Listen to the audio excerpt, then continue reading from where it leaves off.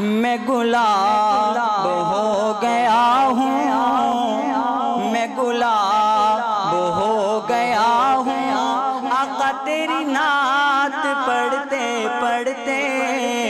میں گلاب ہو گیا ہوں، آقا میں گلاب ہو گیا ہوں، تیری نعت پڑھتے پڑھتے۔ اگر آپ بھی میرے ساتھ یہ الفاظ کو پڑھ لیں، قیامت والے دن آپ کا نام بھی حضور کے ثناخانوں میں آ جائے گا۔ آقا میں گلاب ہو گیا ہوں، میں گلاب ہو گیا ہوں، تیری نعت پڑھتے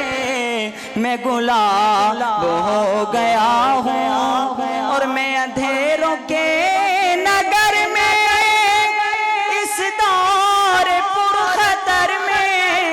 میں اندھیروں کے نگر میں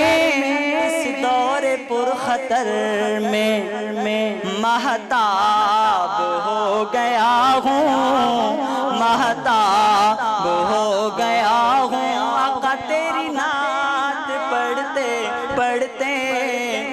گلاب ہو گیا ہوں، آقا میں گلاب ہو گیا ہوں، اور حقیقت پیش کر رہا ہوں۔ میں حقیر ہوں، مجھے ہے پتا ہے یہ معجزہ تیری نعت کا، میں حقیر ہوں، مجھے ہے پتا ہے یہ معجزہ تیری نعت کا، میں جناب ہو گیا، سبحان اللہ، میں جناب ہو گیا ہوں، آقا تیری نعت پڑھتے پڑھتے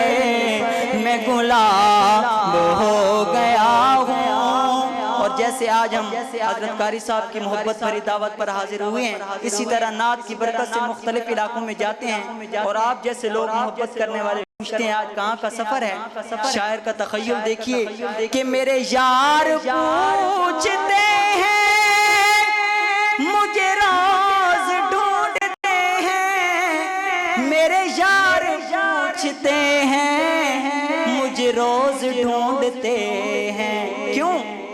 نایاب ہو گیا ہوں، نایاب ہو گیا ہوں، آقا تیری نعت پڑھتے پڑھتے میں گلاب ہو گیا ہوں، اصحاب کے دفاع میں